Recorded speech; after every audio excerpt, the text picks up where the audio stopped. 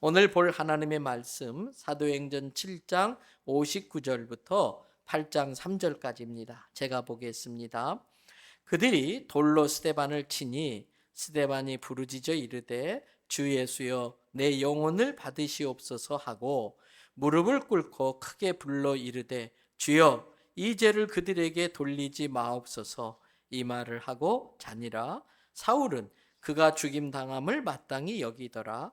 그날에 예루살렘에 있는 교회에 큰 박해가 있어 사도 외에는 다 유대와 사마리아 모든 땅으로 흩어지니라. 경건한 사람들이 스데반을 장사하고 위하여 크게 울더라. 사울이 교회를 잡멸할새 각 집에 들어가 남녀를 끌어다가 옥에 넘기니라. 아멘. 할렐루야.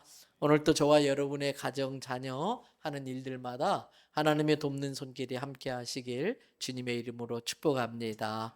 또 이 자리를 너무 사모하지만 몸이 아프다든지 부득이한 사정이 있어서 영상으로 또는 있는 곳에서 이렇게 예배드리고 있는 우리 성도들에게도 같은 은혜가 함께 하시길 바랍니다. 오늘 본문 내용은 잘 알 겁니다. 지상에 세워진 최초의 교회인 예루살렘 교회에 7 집사님이 계셨습니다. 그 집사님 중에 스데반 집사님이 계셨는데 그 스데반 집사님이 이렇게 사람들이 던지는 돌에 맞아서 죽는 장면입니다. 순교의 장면입니다. 우리는 이 스데반 집사님이 순교하는 과정을 좀 더 자세히 살펴보면서 우리를 공격하는 사단이 얼마나 교활한지 알아야 되고 어떻게 거기에 대처해야 되는지를 알아야 할 것입니다. 먼저 사도행전 5장 42절과 6장 1절을 연속해서 한번 보겠습니다.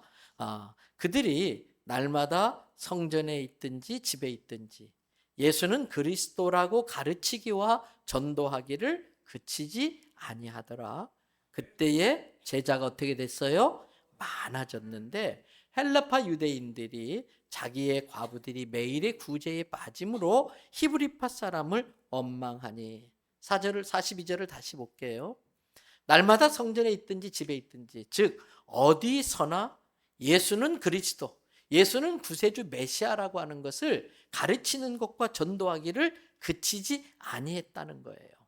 그래 열심히 전했더니 어떤 일이 벌어졌는가? 6장 1절로 가보면 앞부분에 제자들이 많아졌습니다. 여러분 이것이 교회입니다.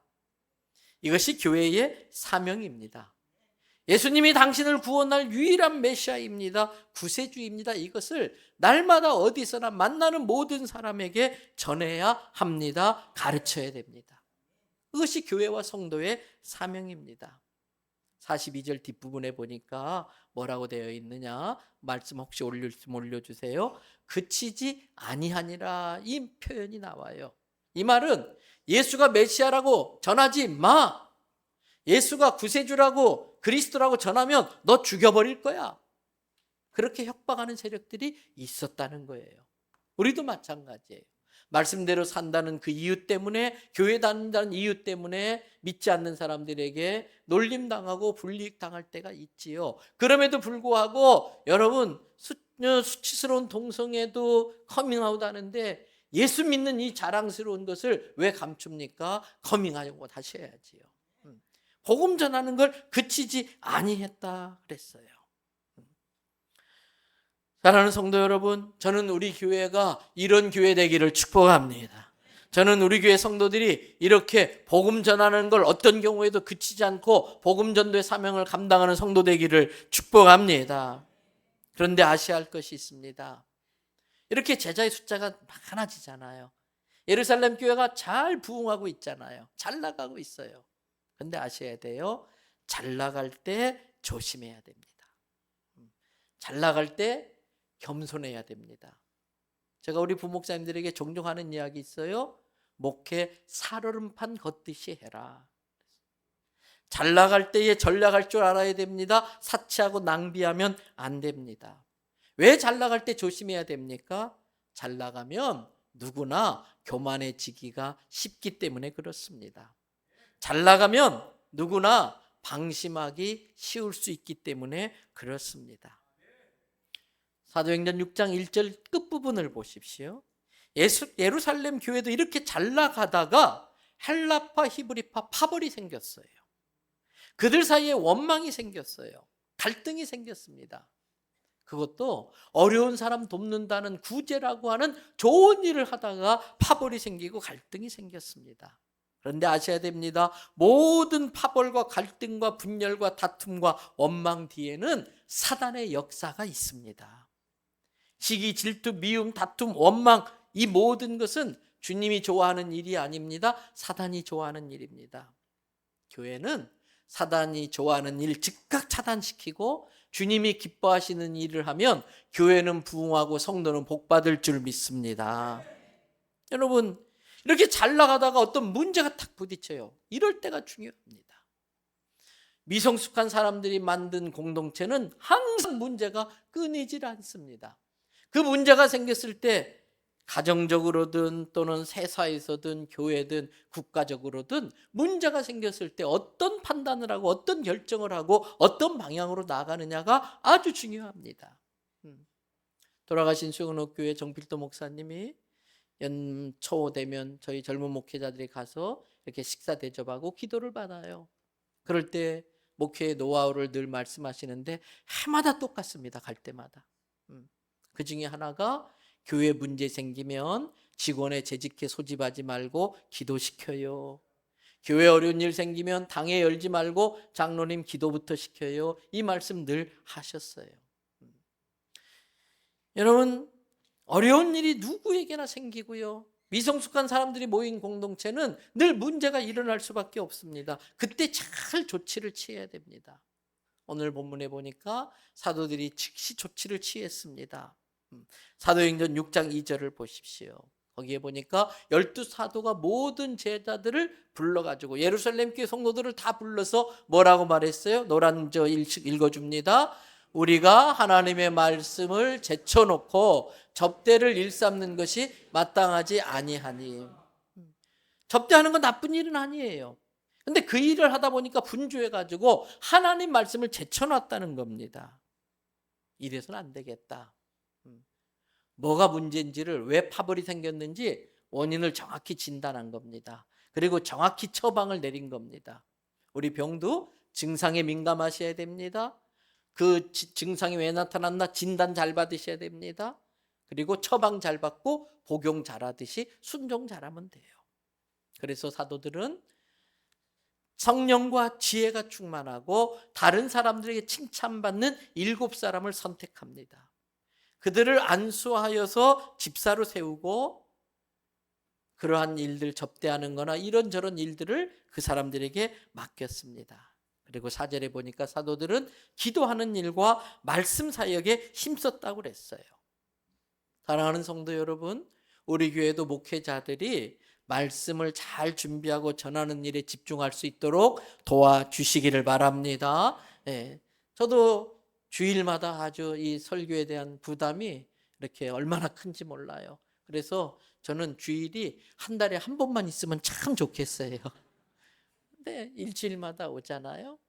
그래서 늘 말씀 준비가 부담인데 그래서 종종 잠수를 타요. 좀 물이 좋고 공기 좋은 숲속 같은데 그런 근사한 카페에 가가지고 차 마시면서 혼자서 이번 주일 말씀을 자꾸 묵상하고 스마트폰에다가 계속 적어놔요. 새벽에 기도할 때도 기도 제목 부탁받은 거 스마트폰에서 보고 기도하고 또 말씀 묵상하다 생각나면 또 이렇게 기록을 하고. 목회자가 말씀을 잘 준비해서 전할 때에 양들인 성도들이 그 말씀을 잘 먹고 또 새끼도 잘 낳고 젖도 잘 짜낼 수 있는 거예요. 그래서 어린 양들을 잘 키울 수 있는 거잖아요. 그래서 목회자가 말씀이 왕성하게 전해지는 게 성도에게 복인 줄로 믿습니다. 그래서 사도행전 6장 7절을 보세요. 같이 한번 읽어봐 주십니다. 하나님의 말씀이 점점 왕성하여 예루살렘에 있는 제자의 수가 더 심히 많아지고 허다한 제사장의 무리도 이 도에 복종하니라. 문제가 생겼는데 대응을 잘했더니 교회가 더 부흥했고 심지어 예수님 죽이는 일에 일조했던 제사장의 무리들 중에서도 예수의 도를 믿는 사람들이 생겼다는 겁니다. 그렇게 되자 아주 긴장하는 존재가 있습니다. 교회가 은혜가 넘치고 부흥하면 긴장하는 존재가 있습니다. 바로 사탄의 세력입니다. 사탄의 무리들입니다. 그래서 이들도 가만히 있지 않아요. 성도가 잘 되고 행복한 건 사단이 배 아파하니까 공격을 합니다. 때문에 그 공격을 원천 차단하도록 잘 나갈 때일수록 더 기도하셔야 돼요. 더 내 사업과 자녀를, 내 육체를 예수님의 보혈로 덮어달라고 더 기도하셔야 돼요. 잘 나가는 교회를 사단은 그냥 놔두지 않지요. 어떻게 공격하는지 보세요. 먼저 9절을 보세요. 노란 글씨 있지요? 스데반과 더불어 뭘 벌려요? 논쟁을 벌려요. 말꼬리 물고 늘어지면서 시비 걸고 자꾸 논쟁을 일으켜요. 교회 안에 말이 많아지게 해가지고 자꾸 분란을 일으키는 게 사단의 전략 중에 하나일 수 있습니다. 그래도 안 되면 그 다음 사단이 밟아가는 수순이 있습니다. 11절 보세요. 사람을 뭐 합니까? 매수해가지고. 모세와 하나님 모독하는 말을 스데반이 했다. 12절 보세요. 그러면서 사람들을 12절에 넘겨주세요. 사람들을, 백성과 장로와 서기관들을 뭐 해요? 충돌시켜요. 아이, 너가 나서야 돼. 이런 문제는 너가 해결해야 돼. 너 아니면 할 사람이 없어. 막 부추기고 충동질을 해요. 그러면서 13절에 그 매수한 사람들로 하여금 거짓 증언. 사단의 큰 도구가 거짓말이에요. 그래서 사단의 본명이 거짓의 아비라고 그러잖아요. 거짓 증언을 합니다. 어떻게 거짓 증언하느냐? 14절 보세요. 안 한 말을 해가지고 모함을 합니다. 이렇게 스데반 집사를 사탄이 공격합니다. 이게 사단의 전략입니다. 논쟁으로 시작됩니다. 매수와 충동질과 거짓말과 모함, 이 모든 것 뒤에 사단의 교활한 역사가 있다는 걸 성도들은 아시기 바랍니다. 속이면 안 되죠. 속이는 건 나쁜 거예요. 그런데 너무 쉽게 속아 넘어가는 것도 어리석은 것입니다. 너무 쉽게 매수당해서 본의 아니게 거짓말하고 사람들을 막 부화내동시키는 충동질을 하는데 이용당해서는 안 되는 거예요. 사단은 우리의 삶을 쓸데없는 일에 다투게 하고 쓸데없는 일에 인생을 낭비하도록 끊임없이 유혹하고 공격한다는 걸 아셔야 됩니다. 이때 성도는 어떻게 해야 되나? 이렇게 공격을 당하던 스데반 집사님의 모습을 통해서 배울 것이 있어요. 15절을 보세요. 공회 중에 많은 사람들이 스데반 집사님을 주목해서 봤는데 그 얼굴이 뭐와 같더라? 천사와. 돌에 맞아 죽는 지경인데도 그 얼굴이 천사와 같았어요. 예수 안 믿는 사람들이 성도들의 얼굴을 보면 아, 천사는 저렇게 생겼을 거야. 그 생각이 들게 만들어야 돼요. 우리 옆에 사람들 한번 보세요. 아, 천사가 당신처럼 생겼군요. 아, 천사도 못생길 수 있긴 있군요. 예수 안 믿는 사람들이 우리를 보면 천사를 보는 것 같아요. 돌에 맞아 죽는 그 지경에도. 스데반은 자기들을 그렇게 거짓말로 사람을 매수해서 거짓 증언을 통해 막 모함하는 그들에게 맞서지 않습니다. 그렇다고 그들을 두려워하지도 않습니다. 그들처럼 막 흥분하지도 않습니다. 평온합니다. 담대합니다. 그리고 7장 1절도 넘어가니까 대제사장이 이 사람들이 말이 맞냐 물어봐요. 그때 스데반이 아닙니다. 천만의 말씀입니다. 저것들 다 거짓말하는 겁니다. 지금 나를 모함하는 겁니다. 그렇게 하지 않았어요. 그리고 뭐라고 했는지 보세요. 사도행전 7장 2절 3절에 보니까 스데반이 이르되 여러분 부형들이여 아버지 같은 분들이시여 제 말씀 들어보세요. 우리 조상 아브라함이 하란에 있기 전 메소포타미아에 있을 때에 영광의 하나님이 아브라함에게 나타나셨지요. 창세기 12장 이야기하는 거예요. 그러면서 3절에 아브라함에게 우리 하나님이 내 고향과 본토 친척 아비집을 떠나 내가 너에게 보일 땅으로 가라 하지 않았습니까? 이렇게 하면서 7장 53절까지 아브라함의 이야기를 이어서 요셉의 이야기를 하고 모세의 이야기를 하고 다윗과 솔로몬의 이야기를 하면서 솔로몬의 성전을 예수님과 연결시켜요. 그러면서 구약에 예언된 메시아가 예수님이십니다. 여러분을 구원할 유일한 구세주가 예수님인데 여러분들이 그분을 못 박지 않았습니까? 정죄하는 게 아니라 그들이 죄악이니 그들이 죄를 지었다는 걸 깨닫게 하고 회개하고 예수님께 돌아오게 하려고 스데반 집사님이 촥 하는 거예요. 그런데 그 스데반 집사님의 이야기를 들은 사람들의 반응이 뭔지 사도행전 7장 54절을 보세요. 그들이 이 말을 듣고 어떻게 됐어요? 마음에 찔렸어요. 하나님의 말씀은 좌우의 날선 어떤 것보다도 예리하여 혼과 영과 관절과 골수를 찔러 쪼갠다고 그랬어요. 때문에 말씀이 내게 오면은 찔려요. 찔릴 때 아픈 게 다행이에요. 찔릴 때 아파야 살아요. 영이 죽은 사람은 찔려도 안 아파요. 아프다는 건 내가 살아있다는 증거예요. 그럴 때 해야 할 일이 54절 뒤에 보세요. 그런데 그들은 찔렸는데도 스데반 집사님을 향하여 어떻게 했어요? 이를 바닥바닥. 네가 감히 우리를 정죄해? 네가 감히 우리의 치부를 드러내? 너 두고 보자. 너 가만 안 둘 거야. 아니요. 성도는 진리와 진실 앞에 이를 갈면 안 돼요. 하나님의 말씀이 찔리면 그걸 듣고 회개해야죠. 제가 부흥회를 가면요, 하루쯤 이틀쯤 지나고 하면 담임 목사님이 저한테 그래요.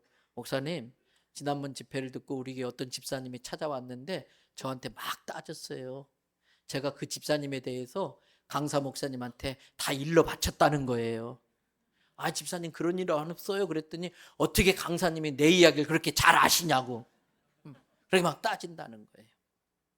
여러분, 그게 바로 맞춤형 말씀이에요.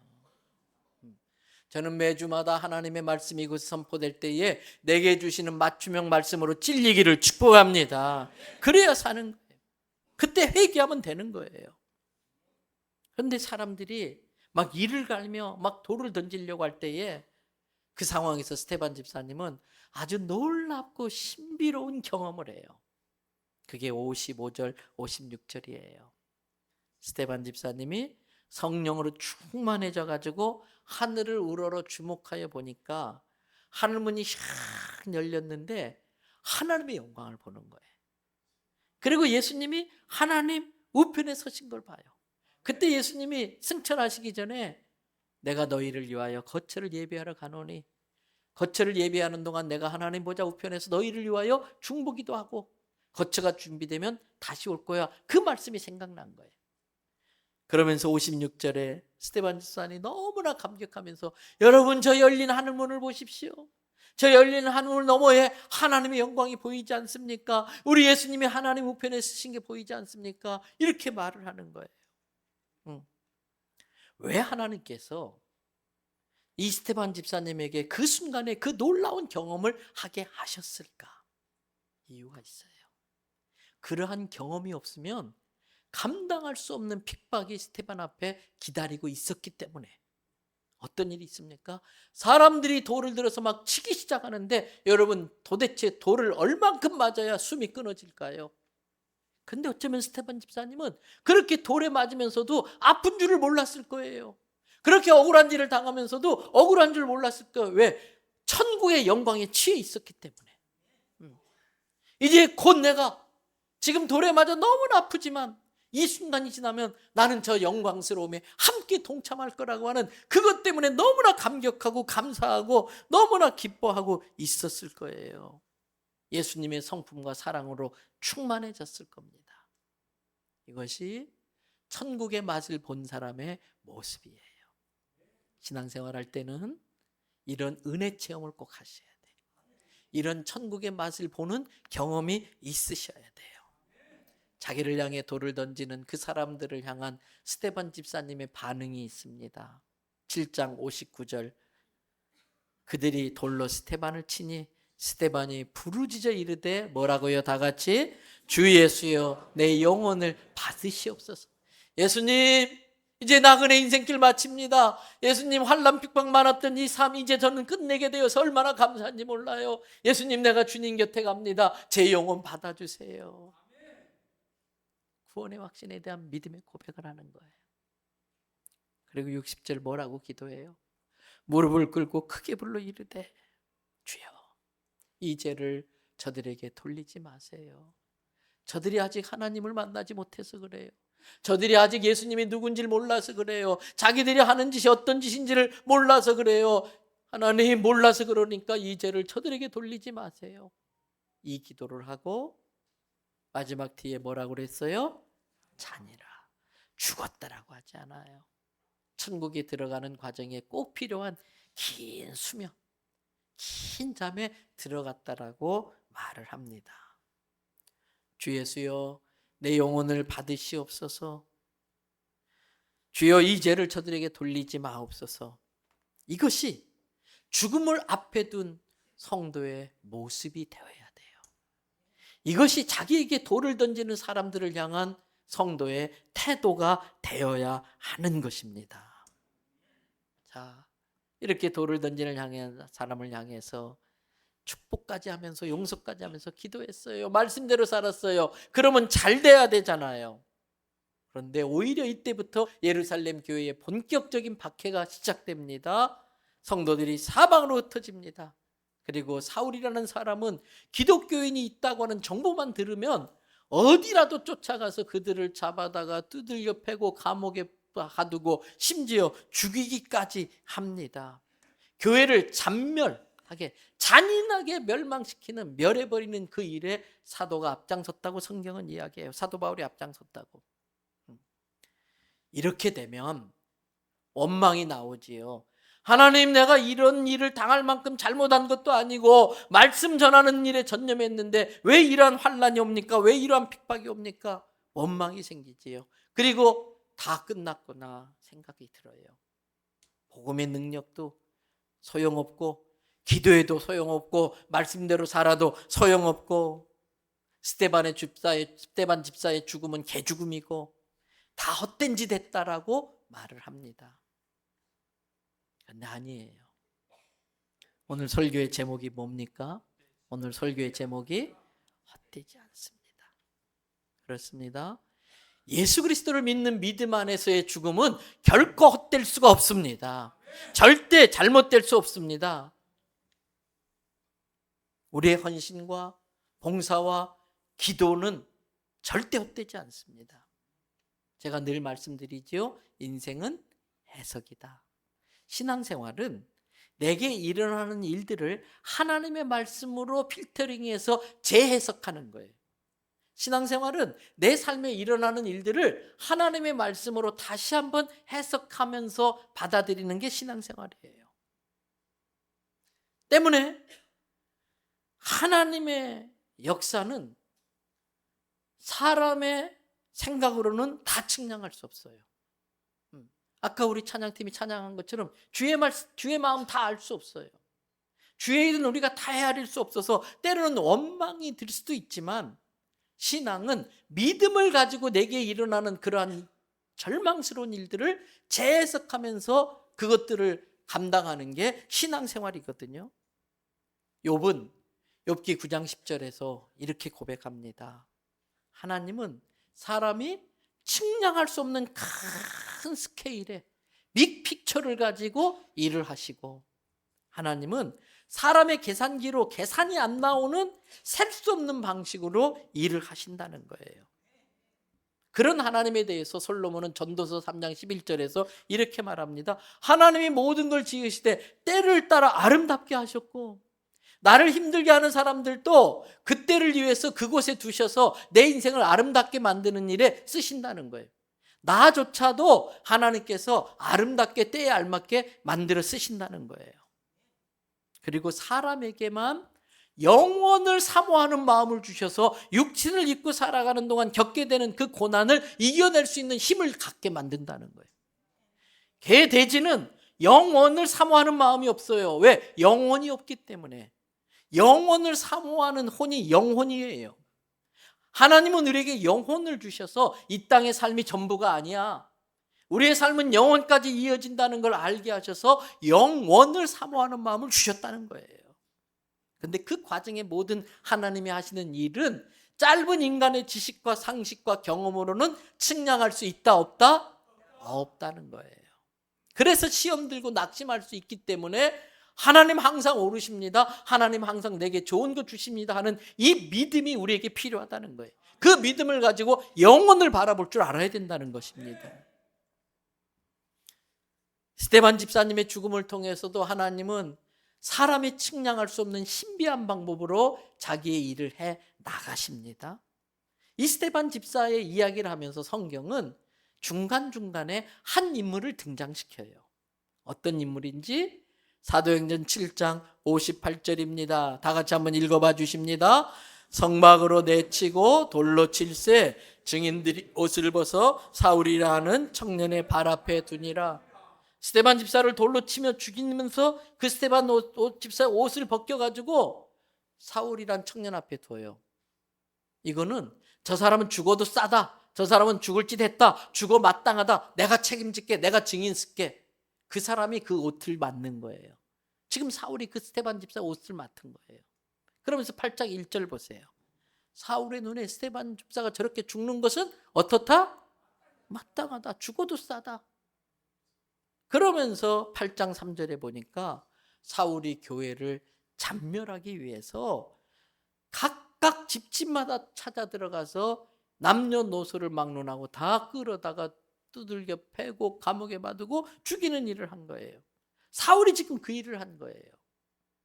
그런데 하나님은 이 스데반 집사님의 죽음이 헛되지 않았다는 걸 우리에게 보여줍니다.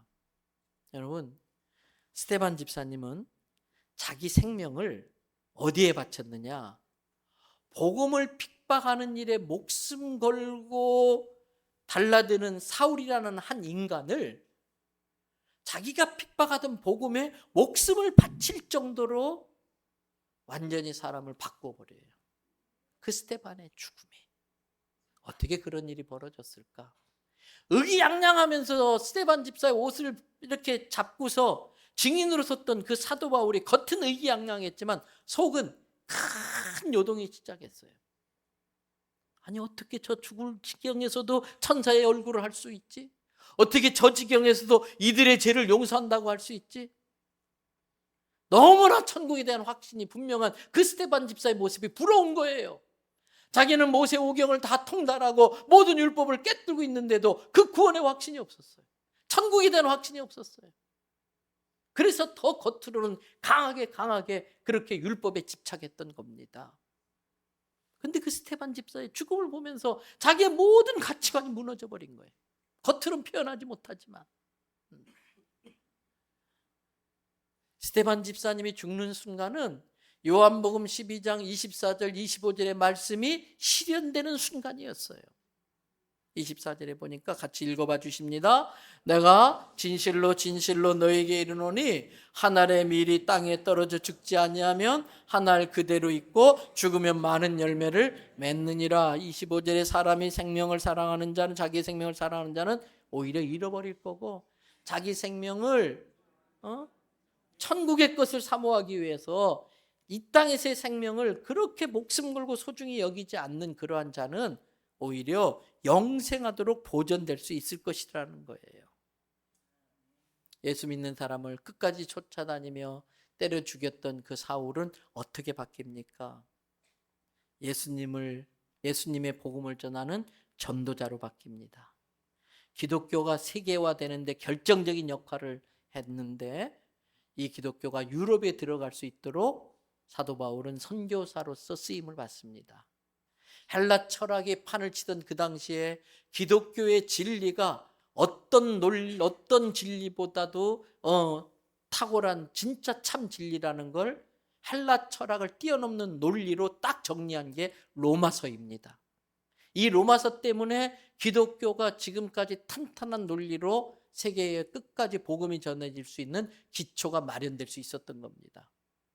게다가 바울은 이 스데반 집사님처럼 로마 감옥에서 목이 날아가는 참수형 후에 순교까지 하게 됩니다. 여러분, 그 바울이 예수님의 부활을 전하던 스데반 보고 사기치지 마라, 거짓말하지 마라, 어떻게 죽은 자가 부활할 수 있느냐, 그렇게 막 난리쳤던 이 바울이 고린도전서 15장 12절부터 19절에 뭐라고 하는지 보세요. 그리스도께서 부활하셨을 때에 그를 만났던 수많은 사람들이 예수님이 부활하셨다고 증언했는데 너희 중에 어떤 사람은 어찌하여 아직도 죽은 자가 부활할 수 없다고 그렇게 고집피고 있느냐. 13절에 만일 죽은 자의 부활이 없다면 애시당초 그리스도도 부활하지 못했을 거다.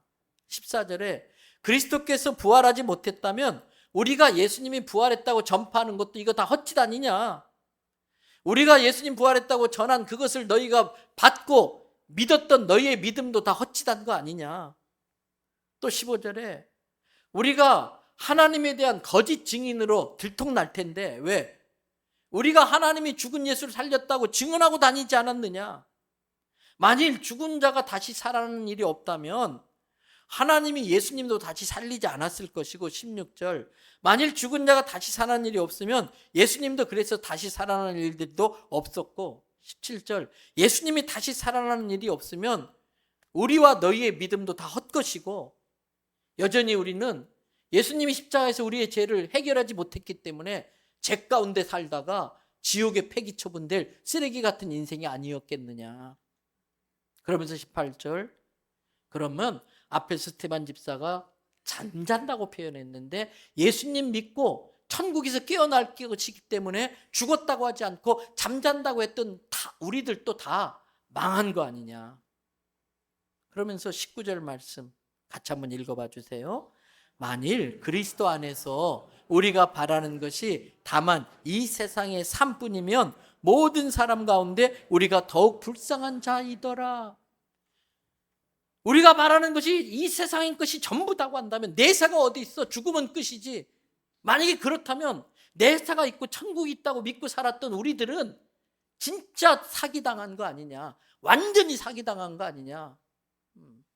그러면 우리는 정말 불쌍한 사람이다.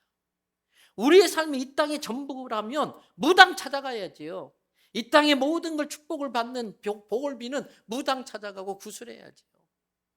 우리의 삶이 이 땅이 전부라고 한다면 저 천국을 믿고 헌금을 드리고 주일 와서 예배를 드리고 선교지에 가서 단기 선교라고 봉사했던 이 모든 것들이 다 뻘짓한 것이고 헛짓한 것이고 그렇게 산 우리는 진짜 불쌍한 사람들 아니냐. 이게 사도 바울의 고백이에요. 여러분 이렇게 사도 바울이 바뀔 수 있었던 게 뭐예요? 스데반 집사의 죽음이 사도 바울을 만든 겁니다. 그 사도 바울은 하나의 미랄이 되어서 수많은 사람이 우리들까지 포함해서 예수 믿고 영생 얻어 천국 가게 하는 일에 자기 생명을 바친 거예요. 때문에 스데반 집사의 죽음도 사도 바울의 죽음도 우리가 기도하고 봉사하고 헌신하고 선교하고 구제하고 헌신하는 이 모든 것도 결코 헛된 일이 아닌 줄로 믿습니다. 벌써 8년 전 일이 되었네요. 2017년에 모교회 봉사팀을 이끌고 아프가니스탄에 복음을 전하며 봉사활동을 하다가 탈레반에게 피납되어서 순교한 배영규 목사님이란 분을 여러분 기억하고 있을 것 같아요. 이 배영규 목사님은 한양대학을 나오시고 서강대학교 대학원에서 경영학을 하고 우리나라 최고의 S기업의 대기업에 들어가서 잘 나가던 분이었었어요. 근데 이분이 복음을 깨닫고 복음의 능력을 깨닫고 다니던 그 좋은 회사를 그만두고 신학을 공부하고 목사가 되었어요. 그리고 선교팀을 이끌고 아프가니스탄에 갔다가 42살 생일날 탈레반들이 쏜 총에 의해서 7발의 총알을 맞고 순교를 해요. 다른 사람들을 살리기 위해서 자기를 그렇게 바쳤어요. 그 배 목사님의 사진을 한번 띄워줄래요? 많은 사람들의 조그만 사진들을 모아가지고 배 목사님의 이 사진을 이렇게 만든 사진이에요. 이 잘 자란 것들이 여러 사람, 배 목사님 때문에 예수님 믿게 된 사람들의 사진도 있을 수 있을 것이고요. 두 번째, 묘비에 이렇게 쓰여져 있어요. 많은 사람을 옳은 대로 돌아오게 한 자는 별과 같이 영원토록 빛나리라. 다니엘서 12장 3절의 말씀이 들어있어요. 그 다음 사진은 이 무슬림에게 약봉지를 들고 가서 진짜 구원하는 약인 예수 그리스도를 전하는 모습이에요.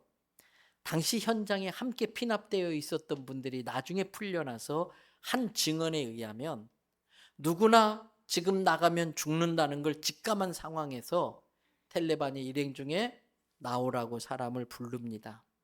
그때에 장로님으로 계시다가 55세에 늦게 신학을 하면서 전도사로 사역하던 유장로님이라는 분이 배영규 목사님에게 이렇게 이야기합니다. 목사님은 아직 나이도 젊으시고 앞으로 하실 일도 많고 팀원들을 인솔해서 안전하게 다시 한국으로 데리고 가야 됩니다. 저는 나이도 많고 이제 살 만큼 살았습니다. 제가 나가겠습니다. 그런데 배 목사님이 그 유장로님을 붙잡습니다. 아닙니다, 장로님. 저도 나이 먹을 만큼 먹고 살 만큼 살았습니다. 그리고 제가 선교지에 가서 마지막 여생을 보내려고 오래전부터 마음 먹고 그렇게 기도해 왔습니다. 나중에 선교지에 가서 죽으나 여기도 선교지인데 여기서 죽으나 다를 게 뭐가 있겠습니까? 제가 먼저 나가겠습니다. 이 장로님도 만만치 않았습니다. 배 목사님을 만류하면서 신랑이 하다가 그렇다면 우리 제비 뽑읍시다. 하나님이 누구를 선택하든 제비 뽑읍시다. 그때 배 목사님이 웃으면서 농담처럼 말씀하셨어요. 당신은 전도사지요? 나 목사인데 감히 전도사 주제에 어디 목사 자리를 꿰차려고 그러시냐고. 그리고 나갔어요. 그때에 그게 배 목사님의 마지막이라는 걸 직감하고 그 일행들이 배 목사님을 바라보는데 나가다 돌아서서 한마디 했습니다. 믿음으로 승리하세요. 믿음으로 승리하세요. 평소 배 목사님의 좌우명은 온전한 헌신은 마지막 것을 드리는 것이다. 늘 이 말씀을 하셨는데 본인이 마지막 자기 생명을 그렇게 드리고 많은 사람을 살렸던 것입니다. 당시 그 배 목사님에게는 초등학교 3학년짜리 딸이 있었어요. 그 사모님께서 그 딸에게 아빠의 죽음을 이렇게 설명합니다. 어제가 아빠 생일이었는데 아빠는 어젯밤에 지금까지 받은 선물 중에서 가장 큰 선물을 하나님께 받고 하늘나라에 가셨어. 이게 초등학교 3학년짜리 딸에게 그 사모님이 해준 설명이에요. 이 사모님도 본인은 알리길 원치 않으셨지만 나중에 다른 사람에 의해서 알려졌는데 백혈병으로 죽을 어떤 사람을 위해서 모든 아픔을 참고 자기 골수를 이식해서 한 사람을 살린 그런 일을 하셨던 분이에요. 왜 사모님이라고 마음 아프지 않으셨겠어요? 왜 힘들지 않으셨겠어요? 그때 인터뷰할 당시에 사모님이 이렇게 이야기합니다. 아직도 내 남편 배 목사가 죽었다는 게 믿겨지질 않습니다. 실감이 안 납니다. 너무나 보고 싶습니다. 내 남편을 한 번이라도 볼 수 있으면 좋겠습니다. 그렇게 자기 아픔을 이야기해요. 그럼에도 불구하고 남편의 죽음을 어떻게 생일날 받은 가장 큰 선물이라고 표현할 수 있었을까?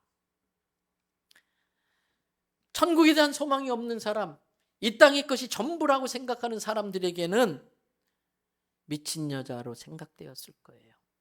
그 사모님이 정신 나간 여자라고 생각했을 거예요. 광신자일 뿐이라고, 사리 판단할 줄 모르는 바보라고 그렇게 비난했을 거예요. 헛짓했다고, 개죽음 당했다고 그렇게 말했을 거예요. 그런데 과연 그럴까요? 과연 그럴까요? 인생은 하나님 앞에 섰을 때 평가돼요.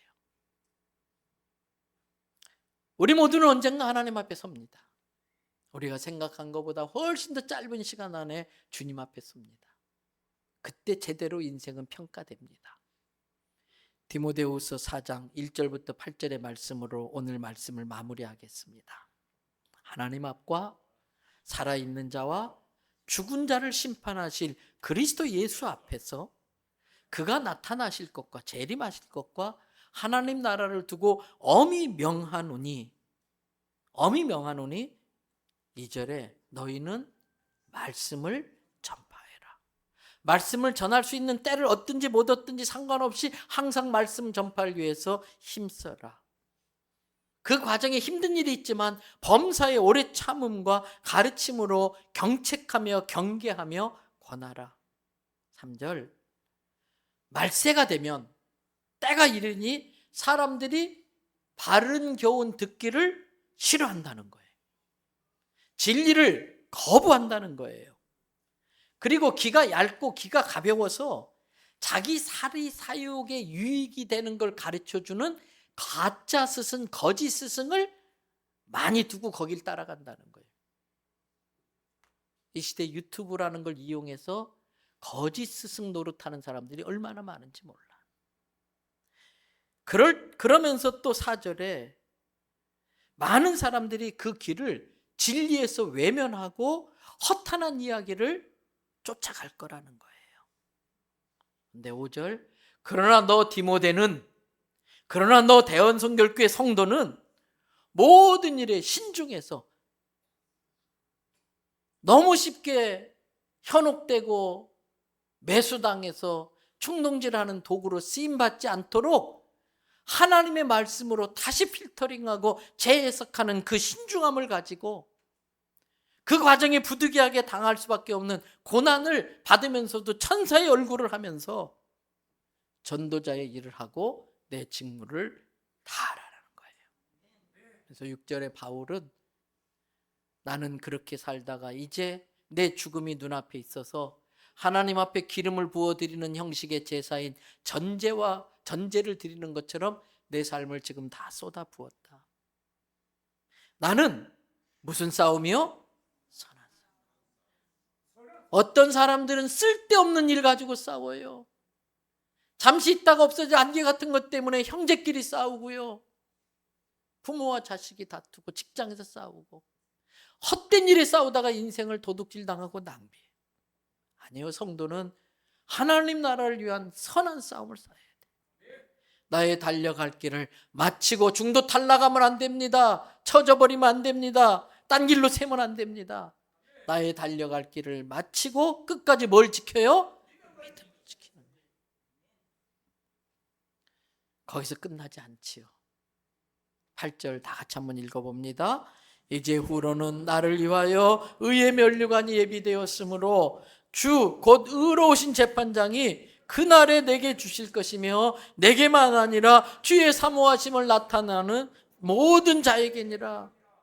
나에게뿐만 아니라 주의 나타나심을 사모하는 대연결 성결교회 성도들에게도이니라. 사랑하는 성도 여러분, 우리의 인생을 마귀에 쏘가 헛된 일에 도둑질 당하는 어리석은 사람이 되지 마시기를 바랍니다. 우리의 인생을 결코 헛되지 않는 일, 영혼을 구원하고 하나님의 영광을 드러내는 그 일에 내 삶을 드리는 우리 성도 되기를 주님의 이름으로 축복합니다.